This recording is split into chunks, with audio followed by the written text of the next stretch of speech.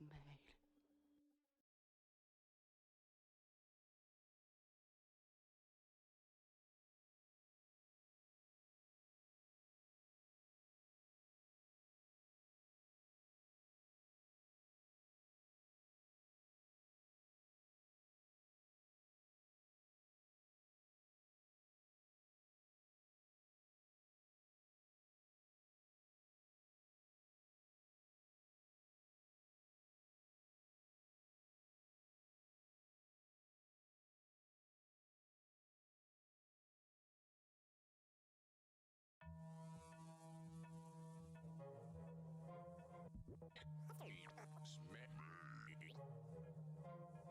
We October comes, God will total nearly 2 million souls.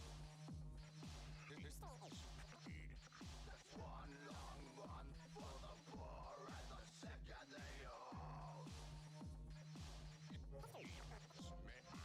Rich white men worry about losing their control. Lie to the media, berries left are now under patrol. History is made by those who aren't afraid. History is made by those who are not afraid.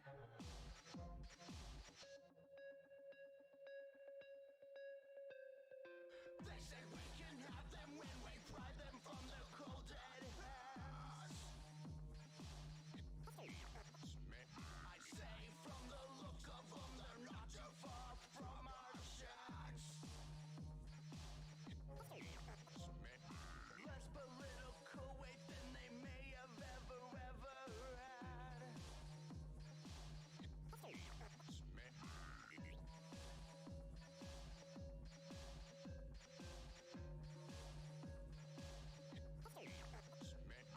History is made by those who are not afraid.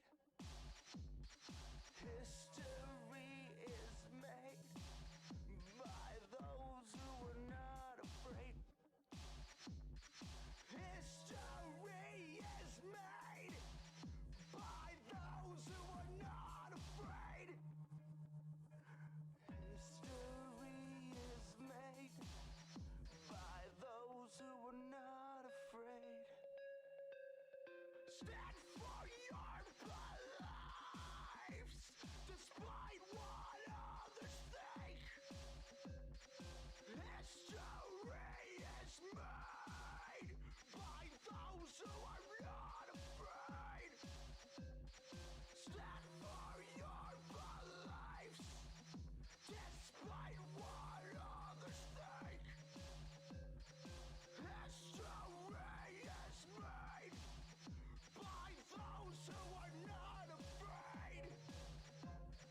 History is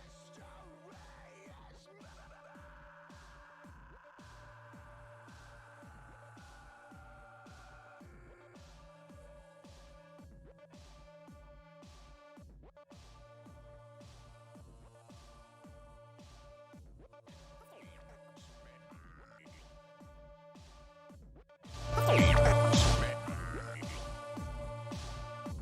History is made by those who are not afraid.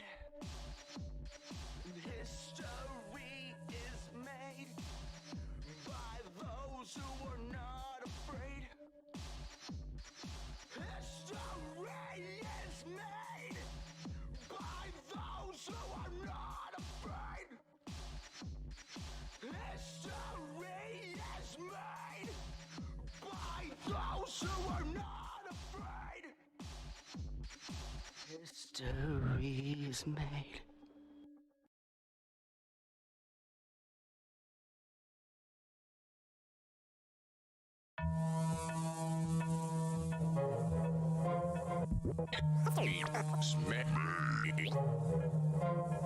When October comes, God will total nearly 2 million souls. That's one long month for the poor.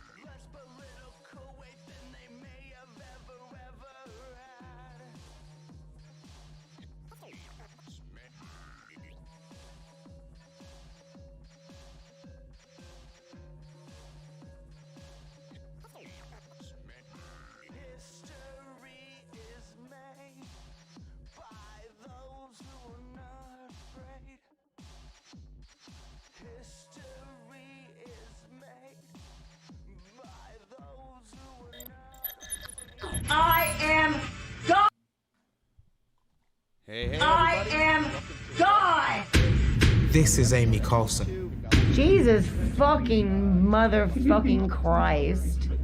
Who I am. But others allege a culture of abuse. It's a cult, it's a scam. It's a lot of mental manipulation, a lot of brainwash. We're a cult because we see the truth. Love Has Won has a revolving cast of 20 full-time members. All have left their old lives behind to join Carlson. Purity, balanced harmonics. They spend their time bringing that Zoom doesn't like to behave, which I think we all kind of know. Yes. All right. So what we're going to do instead is we'll do it live. We'll line you up here. So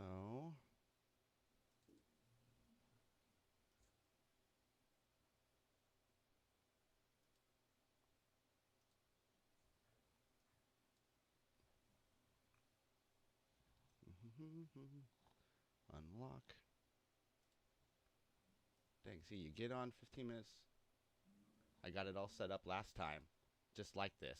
And then I actually had done this part, and it still resized everything. Yeah, it doesn't help that Zoom always seems to change your settings, and it's not very reliable. Well, I mean, it's reliable for doing just talking, but as soon as you try to use anything beyond the normal thing. For some troubleshooting. All right, boom, there we go. We got you all squared up now. There we go. Yes, wave hi to the people. All right, say hello.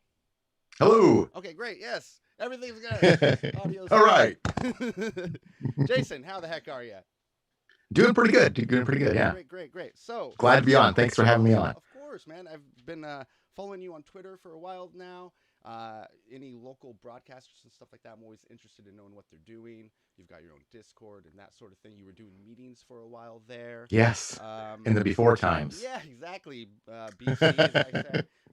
You're producer and host of Podcast of Mystery and Talk to Seattle. Tell us a little bit more about those projects and maybe just how you got started in podcasting. Yeah. So So I got started podcasting probably in 2005, doing well, I'm not going to say the name because I'm sure I've said terrible things on it. It was like a local music show that was so long ago that we naively would play music on our podcasts for local bands and have, do interviews and stuff. And then the licensing stuff happened and then we had to stop. Since then, I've probably been a part of, maybe like a dozen different podcasts as like a host or producer or like some kind of contributor. And so my last kind of run was Talking Cryptocurrency, which was a cryptocurrency show where I interviewed kind of startup founders and developers and investors, evangelists, all that kind of stuff. And then I moved on to Talk to Seattle, which, it was just kind of like a local interview show about civics and politics. So lots of people running for office coming on the show, talking to them about, how they would like to run the city, bunches of artists, lots of street artists. And more recently that I've started doing, I've done too many podcasts. I've been doing the Podcast of Mystery, which is kind of a podcast where I just do interviews with people, from the strange and the unknown and the paranormal. So I've had like psychics on, I've had psychics and mediums, people that, or say they're in contact with aliens and kind of alternative historians, just all kinds of strange things. We've also had like horror writers and sci-fi writers and directors on.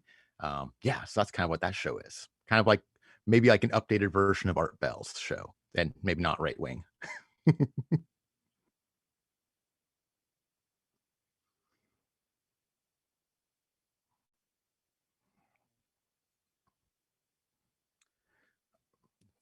For the Podcast of Mystery, or which one? Yeah. Well, during the pandemic, I, like many people, had a lot of time on my hands.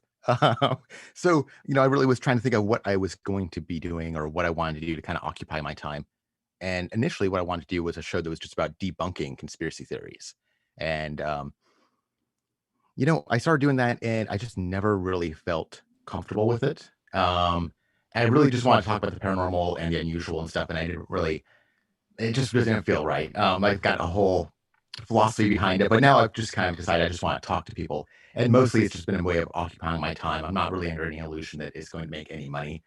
Probably when I get the job at the gas station, I'll probably have to stop doing the podcast of mystery.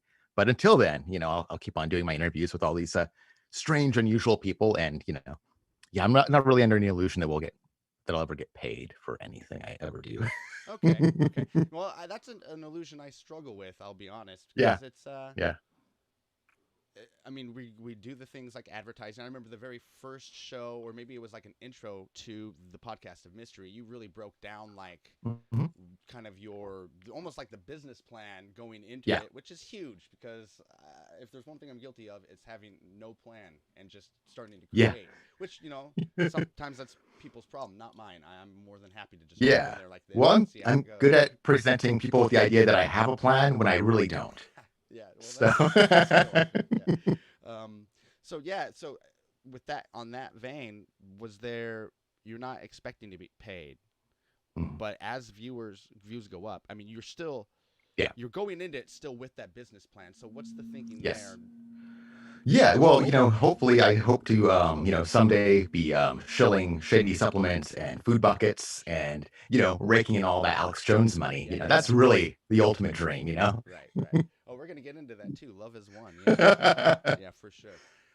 So as far as the Seattle thing goes, were you into politics before civics, or how did you get into that realm? Yeah. I mean, I've always had a problem with being addicted to politics. It's not healthy and it's not good for you, and it just frustrates you, makes you sad. But I just can't stop. I mean, and doing the podcast, the Talk to Seattle really was. I tried, removing my own opinions from it in a lot of ways, which also was quite frustrating. And I think you can hear when I re-listen to some of the episodes, you can kind of hear the frustrations in my voice sometimes. Yeah, I can imagine. Yeah. So what I was gonna say. So when you're digging into these topics with people and local politicians and stuff like that, is that something that let me ask you this way: how long have you been doing that podcast? Oh gosh, Has it been a while? I think 3 years. Okay. I think it might be 3 years. So yeah, you're starting because I've done multiple election cycles. So okay, so you are having like multiple. Are you having like the same guests on multiple times? Gosh, I think the only guests I've had on multiple times would be Logan Bowers, Ari Hoffman, and Alex Zimmerman. Okay, interesting, cool. Well, Yeah. And we've had like 100 plus. No, I think 100 episodes. So if that gives you any idea. Awesome. Yeah. Well, I guess the launching podcasts to me is tough. Oh no, did I do? No, that's me. Wait, I can figure out where oh, here we go. Darn it. Okay. See, I should make a little note. Okay, to make sure. Yeah. What it is I'll be the guinea pig. You are. Your second is definitely guinea pig. Stuck in the little box. First guest was someone like I'd done lots of shows with. I'm like, okay, you're coming in for the shit show. This one is actually a lot. I do kind of feel like I'm in an episode of Space Ghost a little bit. Yeah. The little box. I need to come up with some I'll be able to turn you white or something. Yeah, you just need to be able to zap your guests, like gauntlets. Gone in a puff of smoke. Yeah. All right, man. Well, cool. I'm very interested in all this Seattle politics and stuff like that. I mean, there's always a lot going on. Very interesting things always going on around here. And we're in this weird cross, juxtaposition of business, but think that we're super liberal. So it's an interesting area politically. So there's a lot. I could definitely see a lot of content there. In fact, I was struggling initially. Do I want to do politics? I have a journalism and political science background, but again, not fun. Civics is important and fun. Sociology I think is important and fun, and you naturally get brought into politics, which is definitely the most negative aspect of that realm.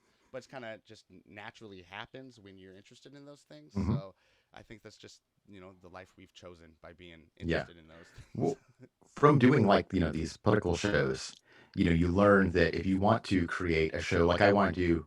What my vision was kind of like those Sunday morning kind of news programs, where you just give someone a chance to talk. And, I like that kind of long form stuff. But when listeners would talk to me, they would be like, "Oh, I downloaded so many of your episodes. I just haven't listened to them yet." And I realized that, Talk to Seattle is definitely one of those things where I'm making vegetables for people. People feel like they should be consuming this content, but they don't really want to, right? That's great. Which I love that. is an extra layer of frustration as a content creator, because you are making this thing that's kind of, you think, meaningful and good for the community, but a lot of folks are just like, yeah, they agree, but they're not really interested. And then you find the people that are, you just turn on the news or the radio and you'll hear people, they'll be yelling and screaming about who knows what, and they get tons and tons of engagement, because engaging people's emotions is so much more profitable than actually just engaging their brains.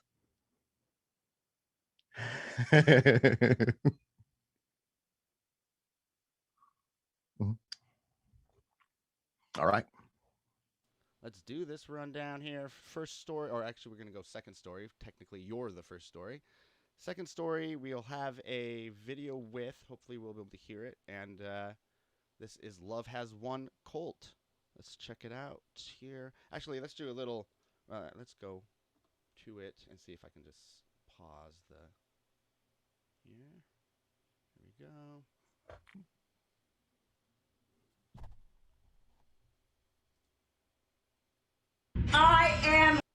Okay, so Love Has Won, Jason.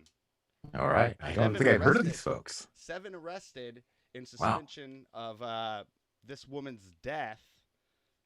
All kinds of things to cover here.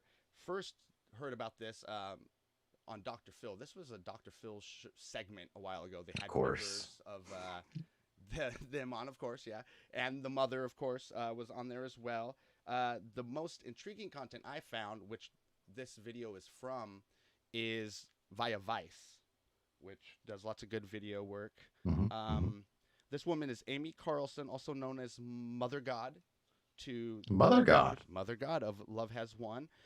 Family reported to Vice that she got into New Age thinking about 30 years ago, walked out on her 3rd marriage and job. Supposedly, she says she's 19 billion years old. She's been saving humanity. She birthed all of creation and will lead 144,000 chosen ones into a spiritual 5th dimension. So that's what these are for. Those aren't very good odds, considering the number of people. It's not weirdly specific, but also not good odds. So yeah. Quote, "Mom was reincarnated, and Trump within that lifetime was her father." This was from the Vice. Oh, wow. Yeah, very interesting. We also got lucky vid of her talking to Robin Williams, presumably in the afterlife. A former follower said she suspected intoxication on that one, even though officially her and the members are not allowed to do drugs. This got explained away on Dr. Phil as alcohol and mushrooms being natural. So true. Yes, I'll give you that. Former father gods, which were men who were led to be in kind of the co-position of leadership. One had come and gone, said he showed up after being, he was kind of going for, looking, for the meaning of life after a bad car crash. Showed up first day, and the whole house was on a group mushroom trip, and he said he knew he screwed up right then and there. So still went in the house, stayed around for a little bit, then broke out, but he was talking to Vice. Very interesting stuff. Let's go ahead and watch the rest of this video, and then we'll go from there, Jason. Here. God! This is Amy Carlson. Jesus. I cannot hear it. Let me make sure we've got it going out. Monitoring, visual story 2, monitor off. Okay, something else to note. Boom. Let's start it over again. I am God! This is Amy Carlson. Jesus fucking motherfucking Christ. Who I am. But others allege a culture of abuse. It's a cult, it's a scam, it's a lot of mental manipulation, a lot of brainwash. We're a cult because we see the truth. Love Has Won has a revolving cast of 20 full-time members. All have left their own lives behind to join Carlson. Purity. Balance harmonics. They spend their time bringing in donations via live stream, selling new age merchandise, and attending to Carlson's every need. The 44-year-old's devoted followers call her mum or mother god. All the collective emotions. She's hurt. She's hurt that we are embodying as a species who she created so much disrespect for her. Spiritual ego horse, done! If you're not connected to me, you're out. Thank you for your service.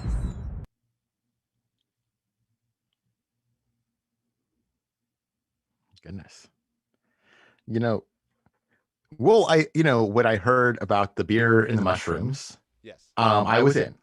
But then she seems very like angry and aggressive. So I don't know if I could deal with that. So yeah, the story is during the day, her sober moments, she's very like thoughtful and Yeah. into that kind of thing. But then she would one of the father gods who escaped, who showed up to the house tripping on mushrooms, says that she would fill highball glasses of vodka, spray a little water on them, and just down those.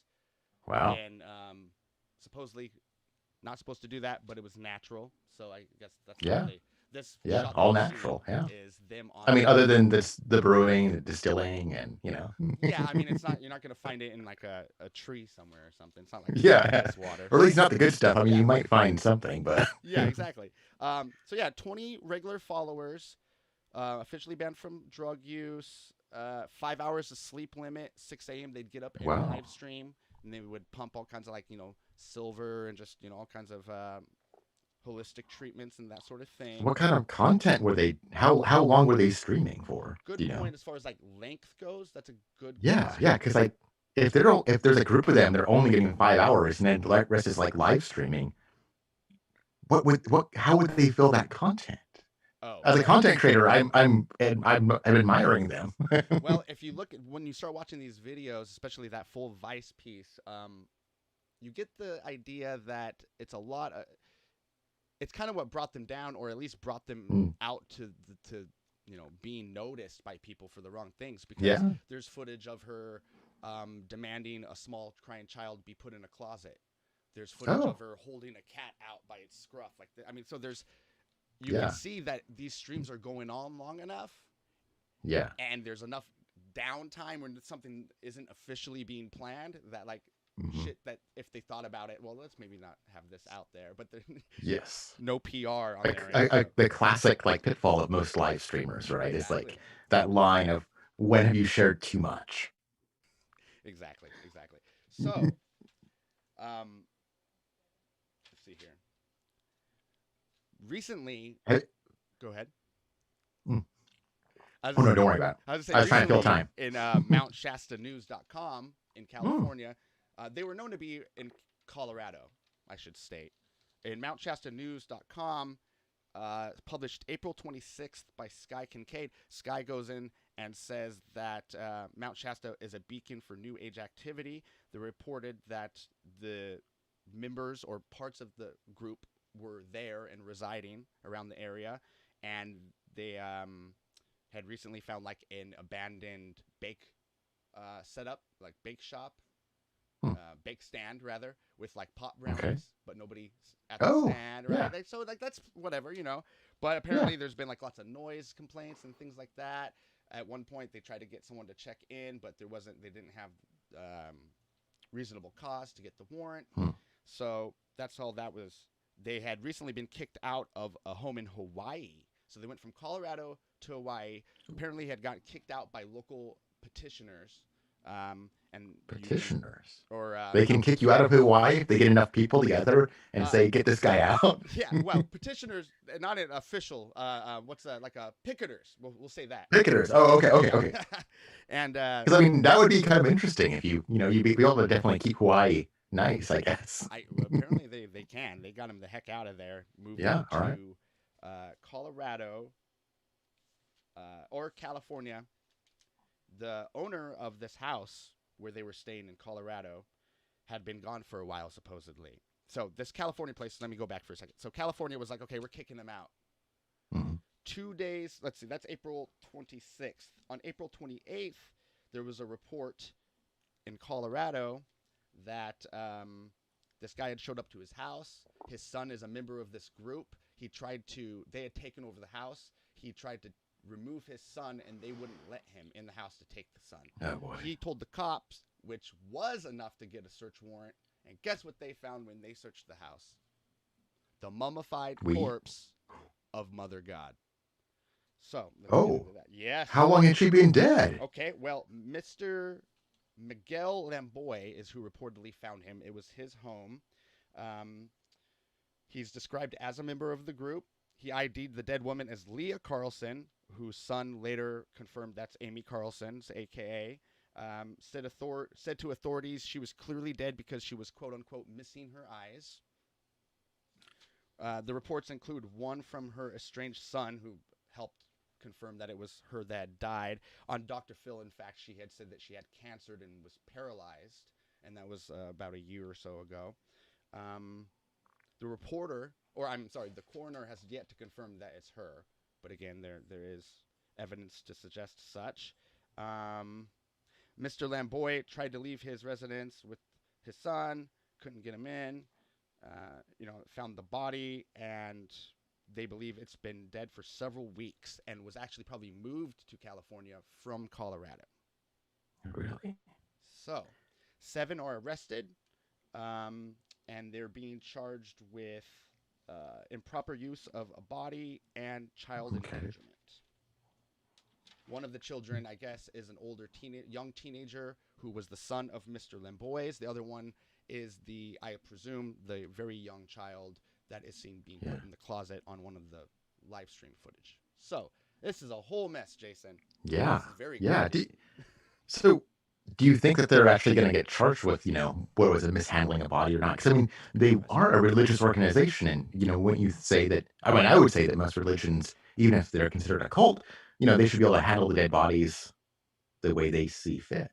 It's funny you asked that because I brought this up to my 14-year-old daughter, and she's like, "That's illegal?" Like, I'm like, well, and I'm saying to her, like, well, duh, there's a dead body. We got to make people do something with it, or crimes won't get reported.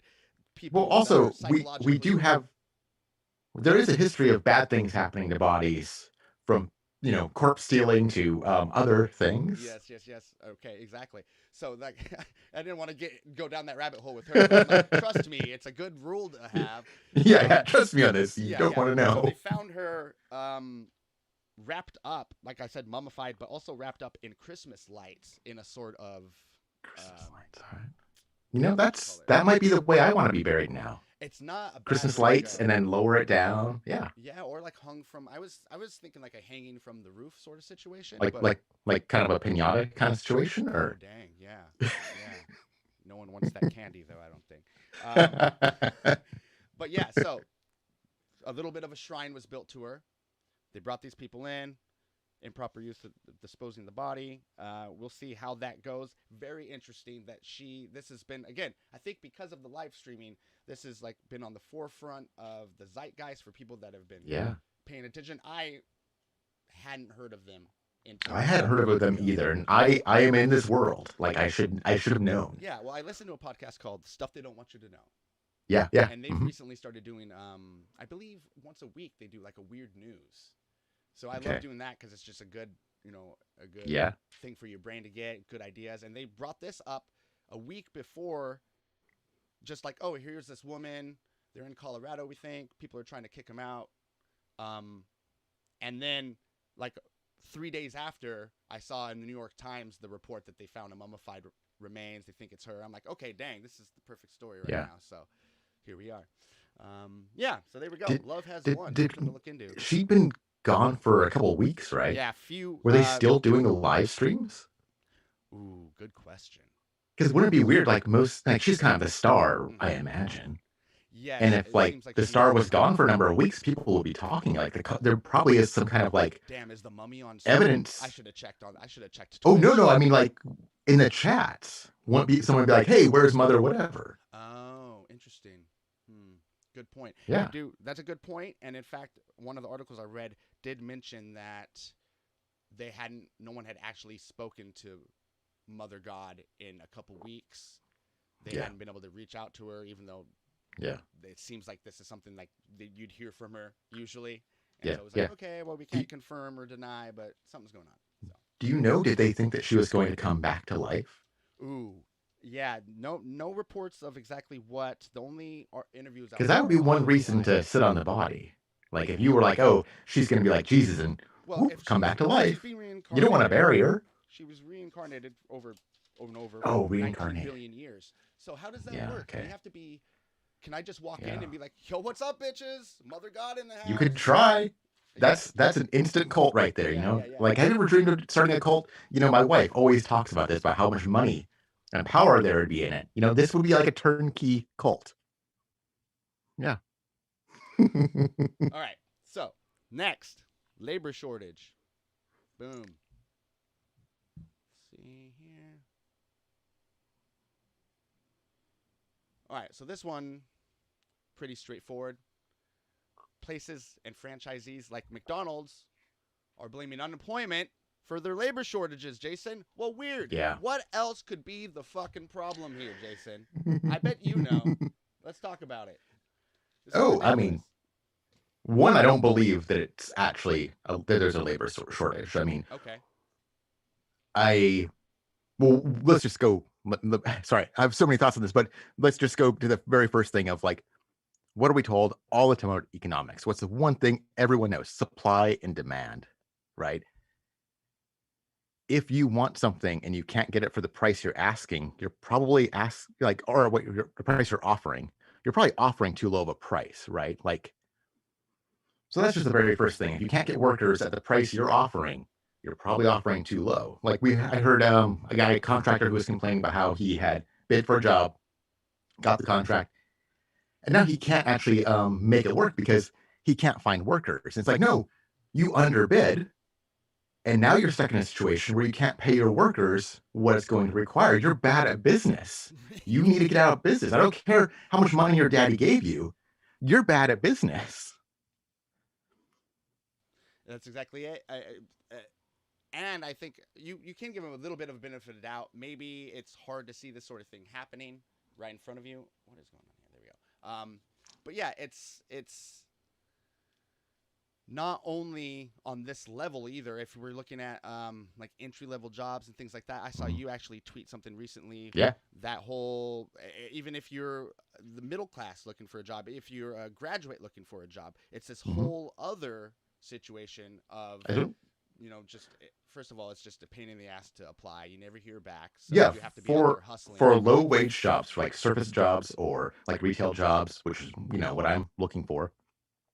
I mean, I take anything, but I mean, I know realistically that's the only thing that's there. You've got to take all these online application things that take forever. It's always like some weird janky website that you've never heard of before, and they want all this personal information, right? They want to do a credit report on you, so you have to give them your social security number, like your last 2 addresses. You need multiple like references, and then they make you take like personality tests, and then you got to take a drug test. They put all these barriers in front of hiring people, and then like, we can't hire anybody. It's like, well, maybe, aside from just to pay, maybe you've just made the hiring process so cumbersome that it's just not working anymore. Maybe that's the problem. I don't know if you had to take any of these wonderful personality tests, which I believe are illegal and just are there to kind of filter out people with depression or anxiety issues. Interesting. I definitely have taken some of them. I haven't really thought about the legality of them, but I guess you're probably right. Yeah. Yeah. Well, because what are they doing there? They're trying to see, like, is this person, like they say, oh, we want positive people. Well, what they're saying is like, we don't want anyone suffering from any mental illness that's apparent. We want everyone just to be ultra happy, ultra loyal, obedient little servants. Yeah, I've definitely never heard that from any of those jobs. So let's just put it that way. And it's tough, yeah, especially in like production too. I almost got a cool job with Xbox for a really good salary, and it's a high enough paying job. I thought, okay, they're gonna follow up with people. I got in the interview, right? I got past that first round. It seemed good. We had good rapport. I reached out to the hiring manager and both people I interviewed with. In fact, one of them followed me back on Twitter. But sure enough, as I reached out, DM'd, hey man, who did you end up hiring? What is it that you liked about him? It doesn't even have to be about me. I just want to know something so I can have like a some kind of perspective. Because Nothing. for a lot of jobs, that the whole interview process has gotten so long too. Like you have to, there's like 3 layers of interviews you need to do. You're just interviewing with people, and then they just ghost you. Yes. Never hear back. Never hear any. Yeah. Sometimes, I guess with like ZipRecruiter, they'll be like, you'll always get someone looked at your resume 3 times, only 4% of people. It's like, yeah, but I've never gotten a job. Why are you telling me this 4%? It doesn't matter. How many of those 4% actually end up getting the job? Probably like very little. So yeah, they kind of just get you to click with that. Yes, they want that engagement for their job sites. Yeah. So anyways, this is just kind of a systemic problem, I think, that people are trying to blame on the individual instead of the system. I think it's as simple as that. Yeah, and I think, one thing I just want to say, I think a lot of people learned to like live on less, maybe just one income, or, they lost their apartment. Now they're living with their parents, or who knows what, they lost their car. The pandemic and the quarantine stuff, it's been so long that people have had to change their entire lifestyle. And so they're not as dependent on these employers like McDonald's, like they were, or like Target or Walmart. But Tanya Van Loo just commented, so you shouldn't have to work at getting a job? Let's talk about it. No, Jason, I don't think you fucking should have to work at getting a job. This is America. We should have all the fucking jobs. What are you thinking, Tanya? What are you fucking saying, Tanya? Are you kidding me right now? People shouldn't have to work to get jobs? No, there should be plenty of jobs, but they're all shipped overseas. So I don't get what you're asking when you say people shouldn't have to work at jobs. Of course they shouldn't have to. Good job? But the issue... Maybe, yes. A good job, a high-level job, yeah, someone has to work to get into that. But the topic isn't necessarily us complaining about how much work it takes to apply for jobs. That's a whole other situation. True. The real topic is these employers that are whining that they can't hire people. And we're just pointing out, hey, maybe these are the problems. Maybe it's not that everyone's lazy and you're awesome. Maybe it's that you've done a shitty job as a business owner. I agree. Yeah. Sorry for swearing. Right. Said, so if you don't get hired, you want to know the reason why. Well, she's trying to clearly has her own talk. What was that about? One reason why? So if you don't get hired, you want to know the reason why. That'd be helpful. Yeah. I mean, let me know for sure. Yeah. But anyway. Yeah. I mean, wouldn't that be a good tip, like for employers to give constructive feedback about, hey, when you came in, wear pants next time. Bring some prior experience. Yes. Yeah. Give some constructive feedback. I mean, yeah. Especially if you are complaining about how you can't hire people. Yeah, you're right. So you shouldn't have to work at getting the job comment is missing the point, which is that it's not on us. It should be on the employer. I don't get why. Well, at least in this perspective, like job has anything to do with McDonald's not paying me enough. Where my kid is in high school, he can work at McDonald's, but he's saying a whole bunch of people are quitting. Yeah, because he's got like 35-year-old managers who don't want to deal with this shit. Yeah. Well, that's one of the things of those restaurants that people don't like to talk about, right? But if you work in restaurants, or really fast food is like a really bad one. Lots of times the people in management are some like relative of the owner who doesn't know what they're doing. Like they have no idea what's going on. They don't know how to take responsibility. Like they're only there because a family member, right? And then you wonder why these restaurants can't be run properly, or why no one wants to work for this guy who has no qualifications in management. He just came in the door. He's like the nephew or the cousin or the son of the owner, and now he's the one who's in charge. Exactly. And the meritocracy. That's a pretty common mistake, because you think you can like trust the person or something like that, but like you watch those like bar rescue shows, it's always someone they know personally. And it's like yeah, it's like, well, you got to decide, is this a hobby or is this a business? Yeah. Then some tough discussions and decisions have to be made on who you work with and that sort of thing. So. Yeah. Anyways, all right. So next, UFO leak. Oh yeah. These are always fun. Boom. Oh, and then we'll go here and here. Everything's much slower. There we go. Okay. So, the Inspector General launches evaluation into the Pentagon's actions with UFOs. This I don't know, last few years, definitely since the turn of the century, more and more sightings of different things have been either leaked or now officially released by the DoD.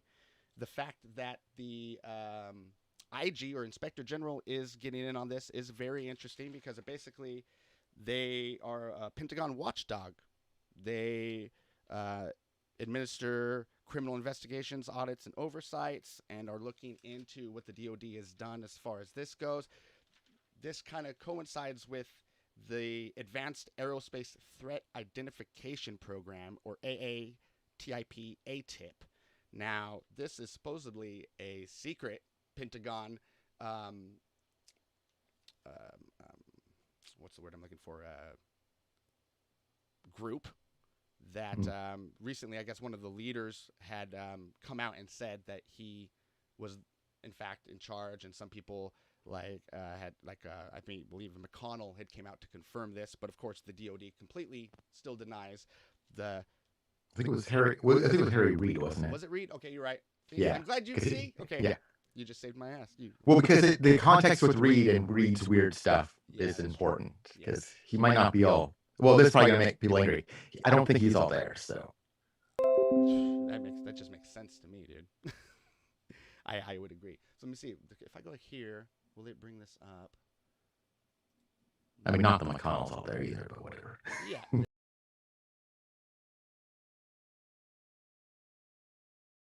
They don't want you talking about this. I know, right? Shut down. Okay, so just real quick, let's go through. There's the memorandum, basically saying that they're going to start investigating. We plan to begin the subject evaluation in May. This actually coincides a little bit with unidentified aerial phenomenon task force that was going to provide a report to the Senate Intelligence Committee. This was kind of like added on to a bill, so it's not actually law. So everyone's kind of just keeping their fingers crossed that something comes out. This, though, this is real deal. This is a serious watchdog. The way they put it on some of the news channels, this is like the boss's boss walking into the room. Even the boss is scared, wondering what's going on. So definitely some interesting things going on. And I think this stems a lot, if you start reading through this, a lot of this stems from, as you start seeing these reports over the years, including Tic Tacs, supposedly these, now they call them UAVs, so I always get mixed up. Let's just call them UFOs. That's what everyone knows them as. Some UFOs being seen going. That's my preferred term. Yeah, exactly. Trying to change it up on us. Branding is what's going to change ufology. Yeah, exactly. We just change the name of stuff. So these have been observed going into the water, coming out of it, floating mid-air. Oh, yeah, they're Harry Reid, I think. I think that was exactly right there. So the most interesting aspect I've heard of this is I like to get all sides of a story. I was on Fox News. I wasn't on Fox News. I saw a clip just because you get down that rabbit. You should just imply that you were. That's what they do. Yeah, I was sitting there, as I do. It was on in the background, and I think it was what's his name? Tucker Carlson had someone on there, and they were spouting out about, okay, this is an issue, guys. Where is our defense community? Is this like a giant intelligence failure we haven't seen since 9/11? They basically were if you look at the numbers and you look at the math, obviously we can say, okay, billions and billions of galaxies, there's got to be intelligent life out there, but really the Occam's razor would probably be that it's earthly technology that enemy country has that we have no idea how it works, and that's scary. And it's the most sense a Tucker Carlson story's had since ever, I think. Because I'm like, God damn, this guy's right. That's a good point. If these things are like messing with our subs, our nuclear subs, they're going in and out of the water, unlike anything we've ever been able to do with our propulsion systems. I mean, what the heck is going on, Jason? What do you think? I don't know. I mean, I explore this stuff, but I really just, I am a skeptic. I don't believe in anything like this. I don't believe that we're being visited. I mean, if anything, if you were to put where my beliefs are, I think I'm with you. Maybe what you're talking about is like most likely there's intelligent life somewhere in the vast universe that it kind of boggles my mind to think that we could be the only one. If anything, that's something weird. And I think to get even weirder, I think if it turns out we're the only planet with intelligent life, that really, I think, lends credence to the idea that this is all just a simulation, because that doesn't make any sense from what we know about chemistry and the fact that, there's been billions of years. Like, something should have happened somewhere. Anyhow, I don't think this report is going to do anything. I think it's going to be a big nothing burger. I feel like, I've been following UFOs, gosh, since I was a kid in the 80s, right?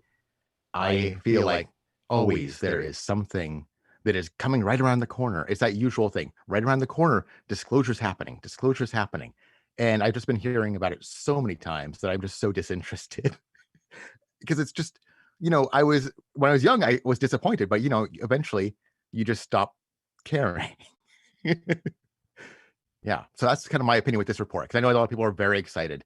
A lot of people are very invested in this report coming out. And I think if anything, it's going to talk about maybe drones from foreign countries that we haven't been able to fully identify. And they're going to use that. This is my prediction. They're going to use that because they're going to say, oh, our ships need new anti-drone technology that I'm sure Boeing or Lockheed is going to sell. Shit. Yeah. You nailed it, dude. I think you just nailed it. I think we just figured it out. I mean, I'm not saying that, our ships are not being, I mean, they probably are being, if there are intelligent beings visiting, they're probably checking out our naval ships, and we probably have seen them, but I don't think this report is going to enlighten us on that at all. Yeah. That I was watching, I think it was The Hill, and they were bringing this up, and the guest was actually said, what amazes me is they could bring the aliens up on stage, and I still wouldn't believe it was happening. He's like, there's just no way to wrap your head around that idea that it's anything other than earthly technology. But this is weird. It's still weird, man. Yeah, no. I mean, the whole situation is weird. That it's not. It's like, okay. The videos are weird. I just think that, I mean, part of the problem also is this whole narrative with these videos, like the gimbal and the Tic Tac, I think, and this will probably upset people. I don't know if we'll see, is that, that To the Stars Academy really polluted the waters a lot. I think that what's that? They didn't. To the Stars Academy. Are you familiar with the Blink 182? I think it was the lead singer. Tom DeLonge? Yeah, I highly recommend looking up To the Stars Academy. I don't want to get too deep into it. But he tried starting this foundation that was going to reverse engineer alien technology and like patent it, I think, and turn it into a business. And he wanted to have a school. It was a big disaster. And a lot of these UFO videos just kept on popping up in the news. And it was always because their PR people were pushing them to journalists. And then they would. So if you notice, if you look at some of this footage, you've seen it multiple times. And it had this weird thing, like the Phoenix Lights had this too way back in the day, but that's a different story. Where every few months, this same video would pop up as if it was a big revelation. And then they'd have these guys from To the Stars Academy giving their comments. And I was like, okay, I've seen this before with like lots of other things. Like this is a PR company they've hired that goes out there, has made contact with journalists, and they're pushing a story. And then they give them the little printout that says, oh, ask these questions. These are people to reference. These are people to contact. I don't think people realize there's these like PR companies that give like these kind of prepackaged stories to the media. And, not all journalists bite it, but some editors need to fill space. And most of the work is being done for them. And it's easy. I mean, again, I might get in trouble for this, but I kind of put it next to Bigfoot hunters because it's like, it's easy to get into it. Hey, there you go. Bigfoot. It's easy to get into it. It's like, it's right there. It's intriguing. Tom DeLonge can be like, hey, I know someone that says they have access to alien technology. Let's start a business around this shit, obviously, because I don't know why the government's not doing it, but let's be the one to do it. And I had a lawyer on the podcast Mystery, and we actually talked about the possibilities of patenting alien technology.